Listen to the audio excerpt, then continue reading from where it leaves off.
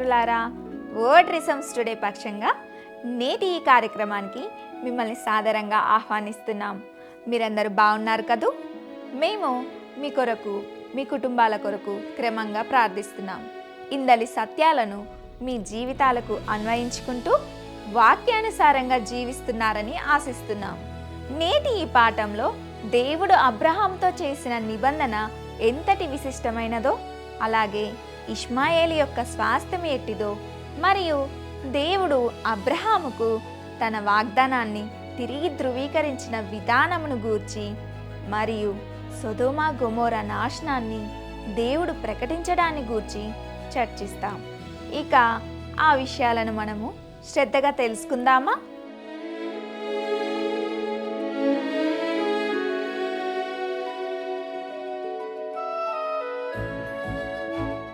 ప్రియులారా, నేటి మన ఈ పాఠంలో ఆదికాండము 17వ అధ్యాయము 6వ వచనం నుండి 18వ అధ్యాయము 4వ వచనం వరకు ధ్యానించుకోబోతున్నాం. ఇందులో దేవుని నిబంధనను గురించి తెలుసుకుంటాం.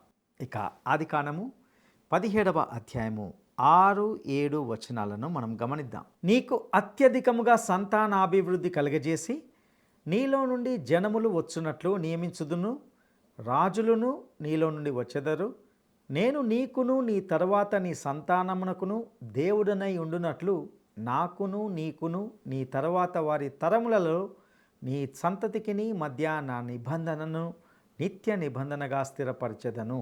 ప్రియులారా, ఇంతకీ ఇక్కడ దేవుడు అబ్రహాముతో ఎలాంటి నిబంధన చేశాడు? అది ఒక నిత్య నిబంధన.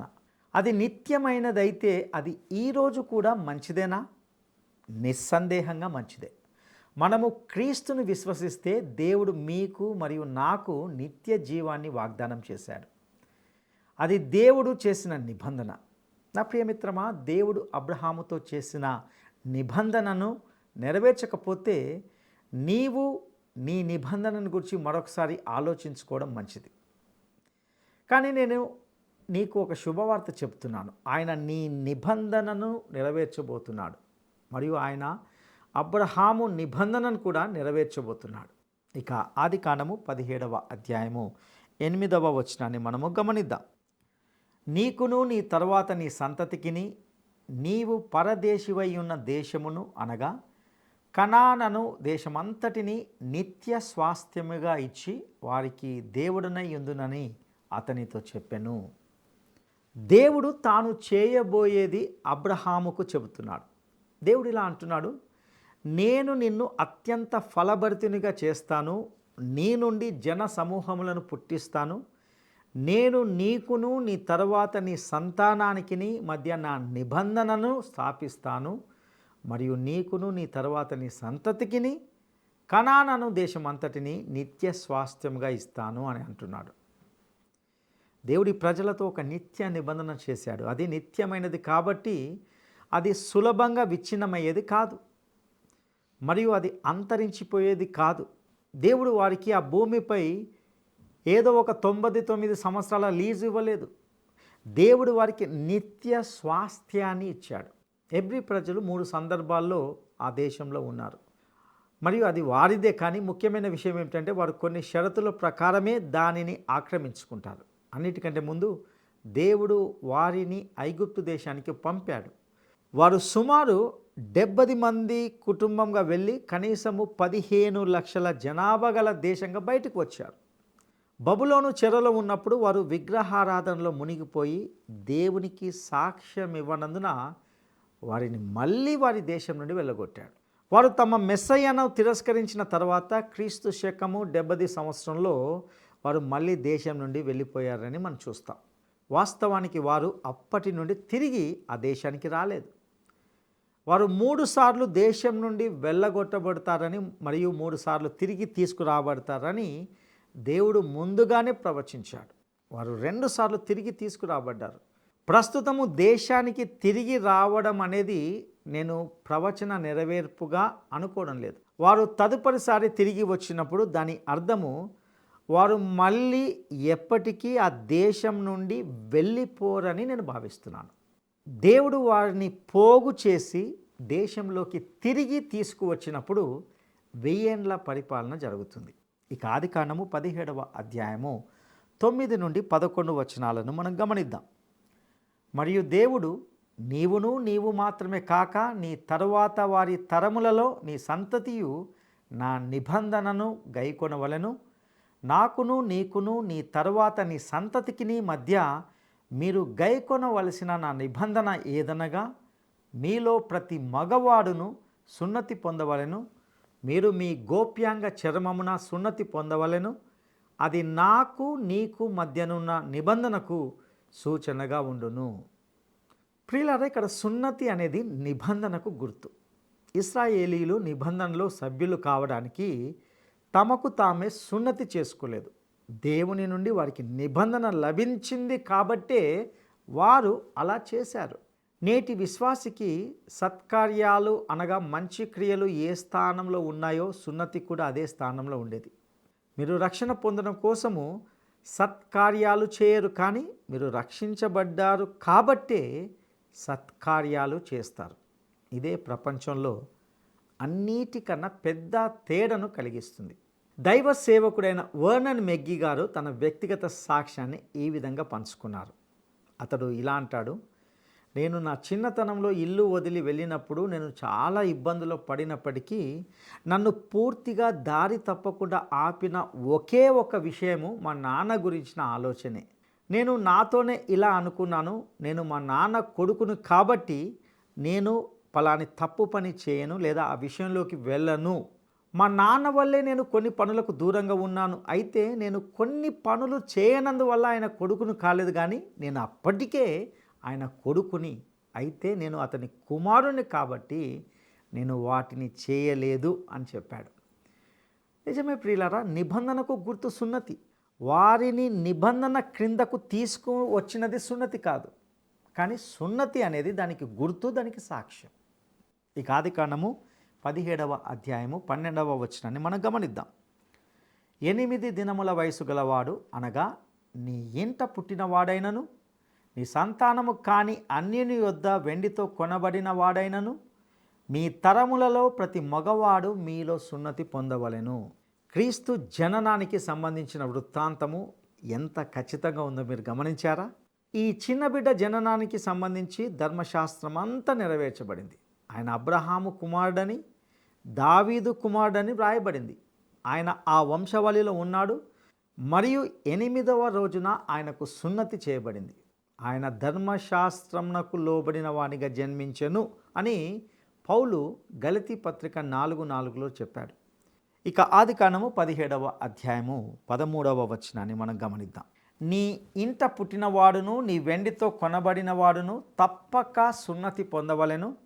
అప్పుడు నా నిబంధన మీ శరీరమందు నిత్య నిబంధనగా ఉండును.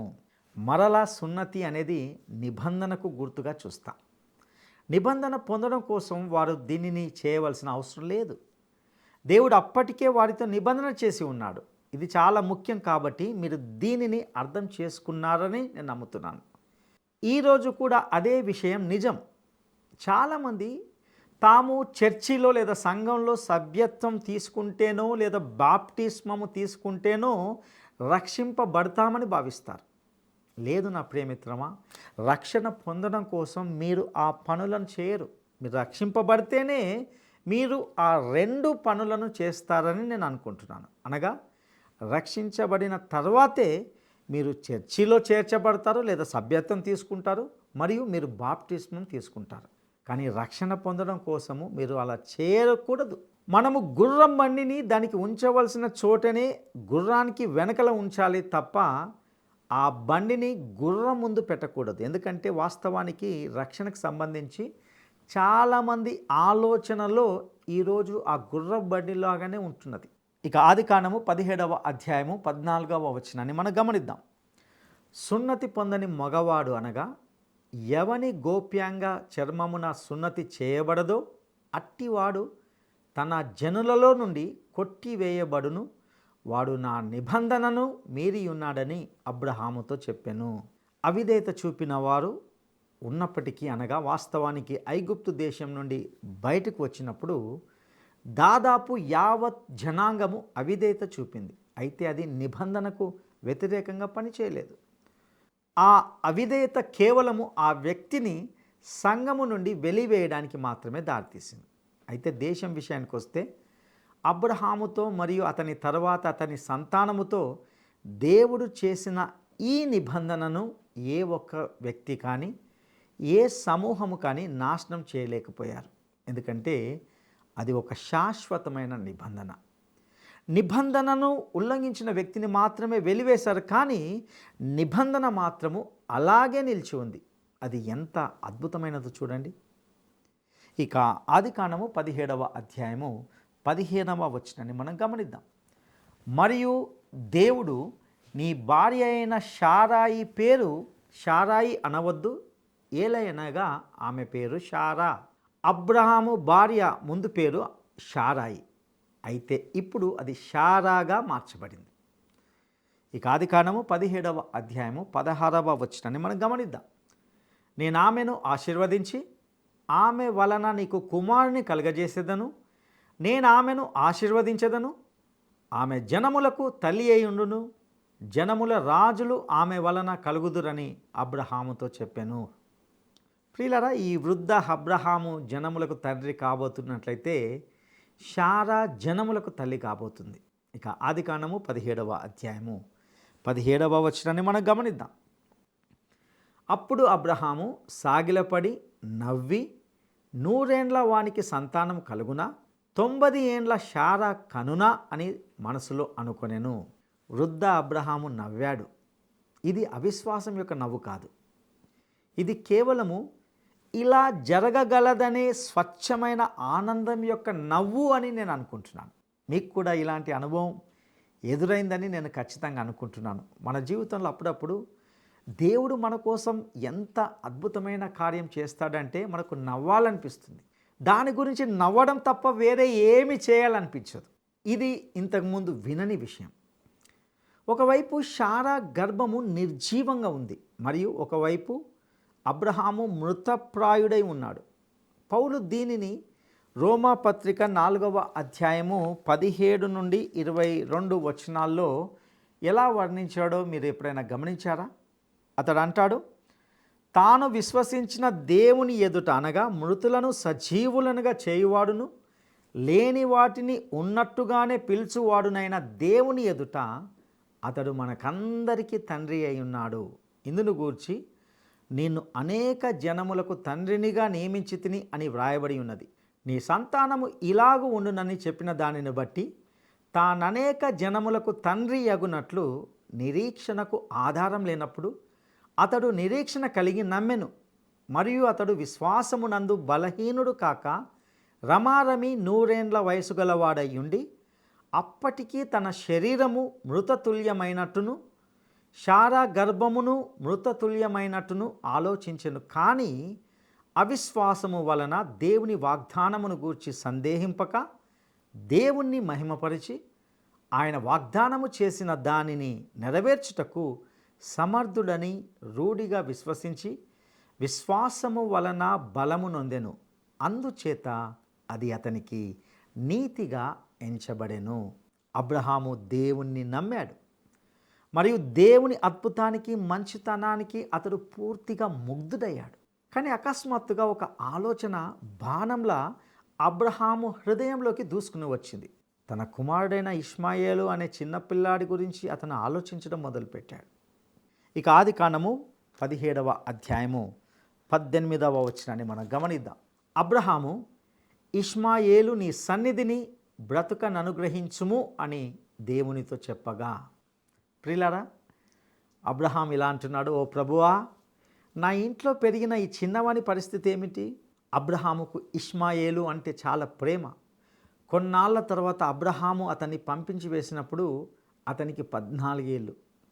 అబ్రహాము మళ్ళీ అతన్ని చూశాడని నేను అనుకోను. నా ప్రియమిత్రమా, ఇష్మాయేల్ గురించి మీరు ఏమనుకున్నా నాకు పట్టింపు లేదు. అతడు అబ్రహాము కుమారుడు, మరియు అబ్రహాము తన కుమారుని ప్రేమించాడు.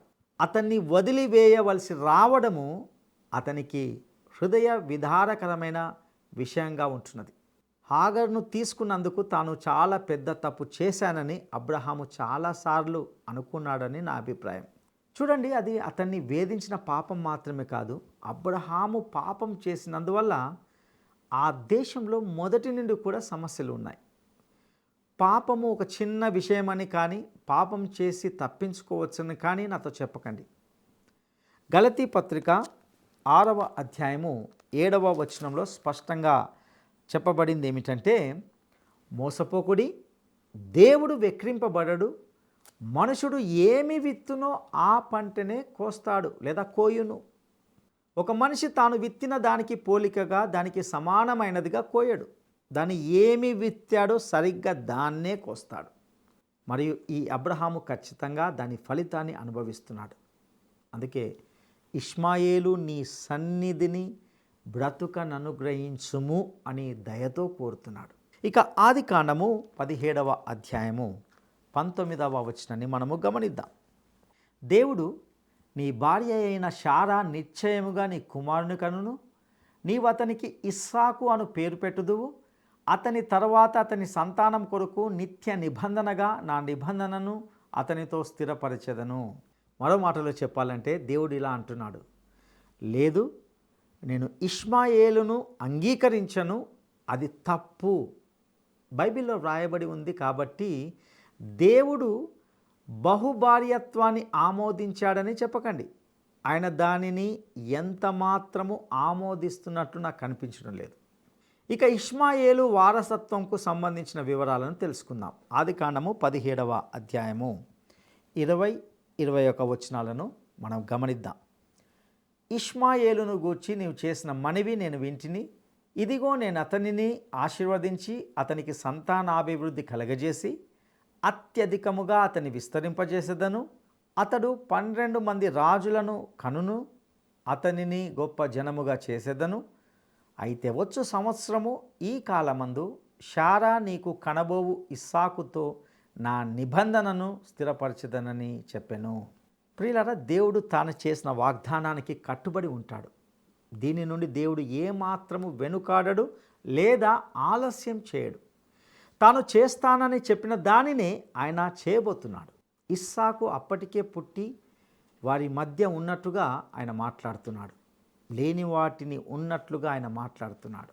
వాస్తవానికి అది వచ్చే సంవత్సరం జరగబోతుంది. ఆదికాండము 17వ అధ్యాయము 22వ వచనాన్ని మనం గమనిద్దాం. దేవుడు అబ్రహాముతో మాట్లాడుట చాలించిన తర్వాత అతని యొద్ద నుండి పరమునకు వెళ్ళెను. మరో మాటలు చెప్పాలంటే, అబ్రహాము, నీవు మౌనంగా ఉండడం మంచిది. దేవుడు దీనిని ఇప్పటికే నిర్ణయించాడు. నా ప్రియ స్నేహితుడా, నీవు నేను ప్రభువును వేడుకోవడం మానేయాల్సిన కొన్ని విషయాలు ఉంటున్నాయి. కొన్నిసార్లు నీవు చెప్పాల్సింది చెప్పేశావు, ఇక అంతకంటే ఎక్కువ చెప్పాల్సిన అవసరం లేదు. కొన్నిసార్లు ప్రజలు తమకు సమాధానం ఇప్పటికే తెలిసినప్పటికీ ప్రార్థనలో ప్రభువును వేధిస్తారు. ఆ సమాధానం వాస్తవానికి లేదు అని అప్పటికే వచ్చేస్తుంది. దేవుడు అబ్రహాంతో ఇలా అంటున్నాడు, ఇక దీనిని వదిలేయి, ఇది చాలు. నీవు దీని గురించి ఇక ప్రస్తావించాల్సిన అవసరం లేదు.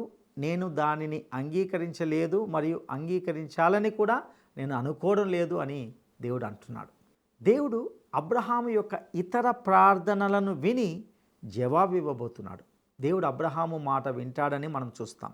అయితే తన నిబంధన విషయంలో ఆయన ఇష్మాయేలుతో కాదు, కేవలం ఇస్సాకుతో మాత్రమే నిబంధన చేస్తున్నాడు. అది ముందే నిర్ణయించబడింది. మరియు అబ్రహాము దేవుని మనసు మార్చడానికి ప్రయత్నించడం మానేయడమే మంచిది.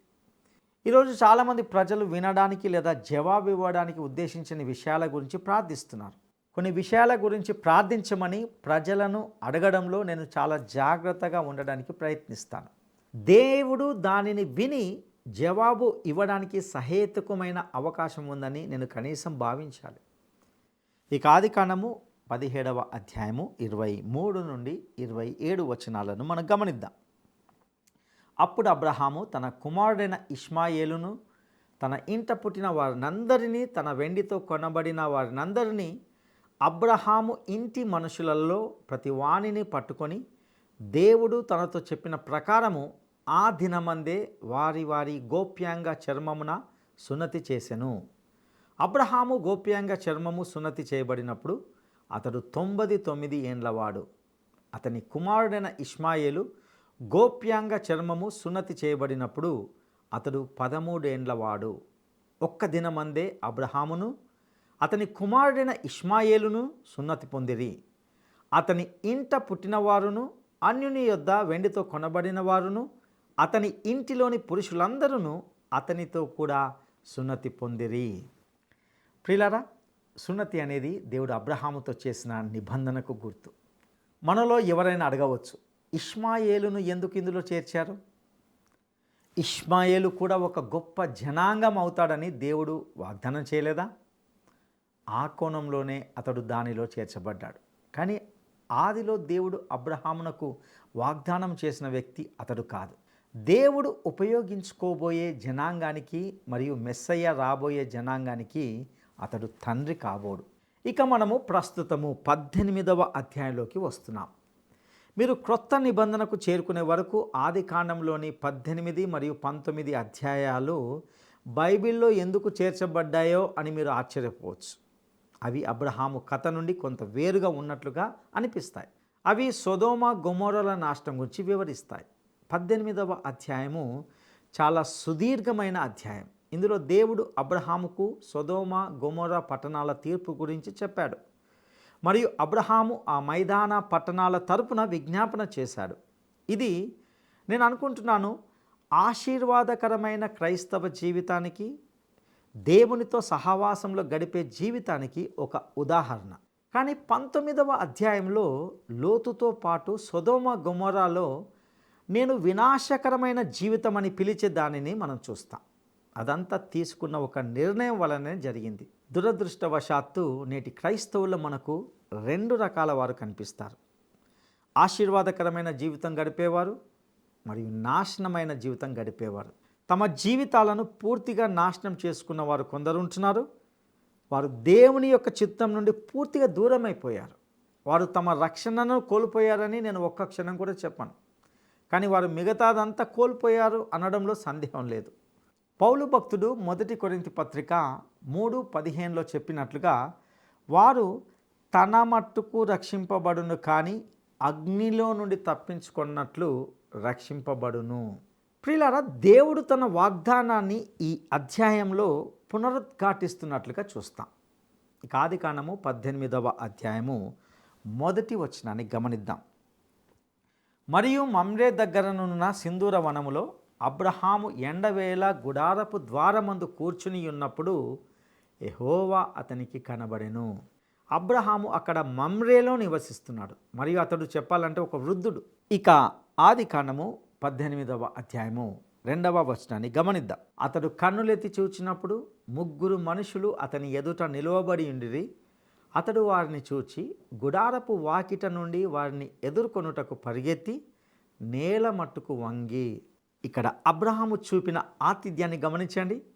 నేను గత అధ్యాయంలో చెప్పిన ఆ చిన్న కథకు కనీసం కొంత వాస్తవ ఆధారం ఉంది. అయితే అది నిజంగా జరిగిందని నేను అనుకోవడం లేదు. ఇక్కడ ముఖ్య విషయం ఏమిటంటే ఈ అబ్రహాము చాలా దయగల ఆతిథ్యం ఇచ్చే వ్యక్తి. ఇక ఆదికాండము 18వ అధ్యాయము 3-4 వచనాలను మనం గమనిద్దాం. ప్రభువా, నీ కటాక్షము నా మీద నున్న ఎడల ఇప్పుడు నీ దాసుని దాటిపోవద్దు. నేను కొంచెము నీళ్లు తెప్పించదను. దయచేసి కాళ్ళు కడుక్కొని ఈ చెట్టు క్రింద అలసట తీర్చుకొనుడి. సందర్శనకు వచ్చిన ఒక ముఖం తెలియని అపరిచితుణ్ణి పాదాలు కడుక్కొని లోపలికి రమ్మని చెప్పడము మనకు చాలా వింతగా అనిపిస్తుంది. ఈ రోజుల్లో మనం అలా చెప్పలేం. కానీ ఇది బహుశా తెలిసిన అత్యంత పురాతన ఆచారం. మేడగదిలో మన ప్రభువు శిష్యుల పాదాలు కడిగాడని గుర్తుంచుకోండి. మరియు అక్కడ ఒక గొప్ప ఆధ్యాత్మిక సందేశం ఉంది. ఇక్కడ అబ్రహాము మీ పాదాలు కడుక్కోండి అని అంటున్నాడు. ఎవరైనా ఇంటికి వచ్చినప్పుడు వారిని చెప్పులు విప్పి పాదాలు కడుక్కోమని చెప్పడము నిజమైన ఆతిథ్యానికి చిహ్నం. ఇది ఒక గొప్ప ఆచారం అని నేను అనుకుంటున్నాను. ఏది ఏమైనప్పటికీ అబ్రహాము ఈ అతిథులకు నిజంగా రాజ మర్యాదలతో ఆతిథ్యాన్ని ఇస్తున్నాడు. ప్రియ సహోదరుడా, సహోదరి, ఇంతవరకు మనం ఎన్నో విషయాలను విని ఉన్నాం. ఈ సత్యాలను మీ ఆధ్యాత్మిక జీవితాలకు అన్వయించుకోవడానికి ప్రభు మీకు సహాయం చేయనుగాక. దైవాశీస్సులు.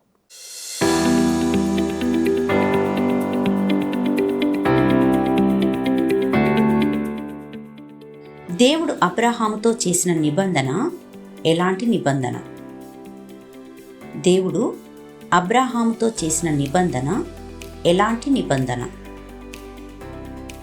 1 అత్యవసర నిబంధన, 2 నిత్య నిబంధన, 3 రహస్య నిబంధన. ఈ ప్రశ్నకు సరైన జవాబును ఈ వాట్సాప్ నంబర్కు పంపండి. మా వాట్సాప్ నంబర్ 9399952570.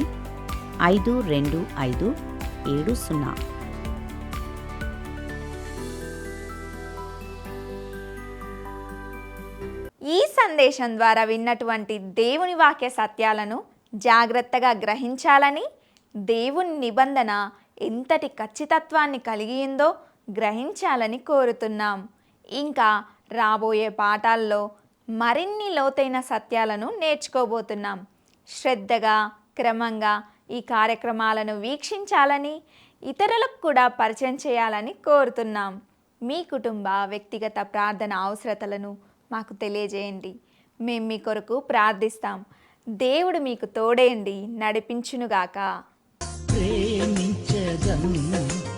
అధికముగా ఆరాధింతున్, ఆసక్తితో ప్రేమించదన్.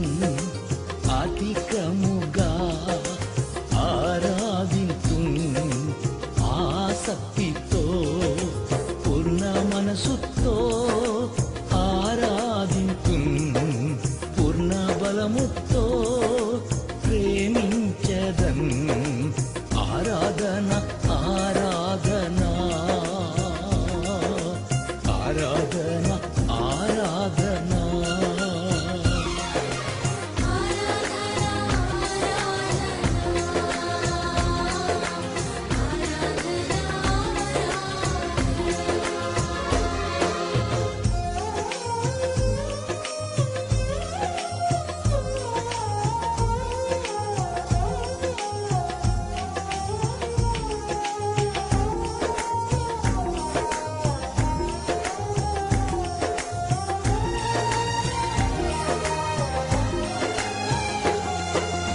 ఎబినేజరే ఎబినేజరే, ఇంతవరకు ఆదుకున్నావు.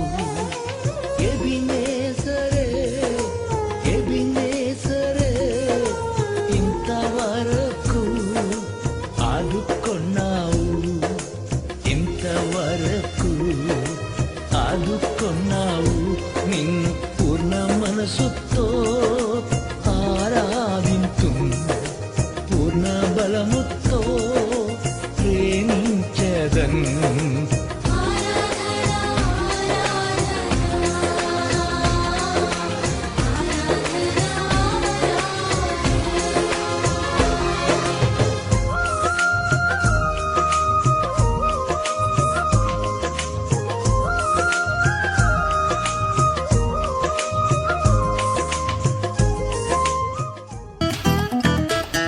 ఈ కార్యక్రమం మీకు నచ్చిందా?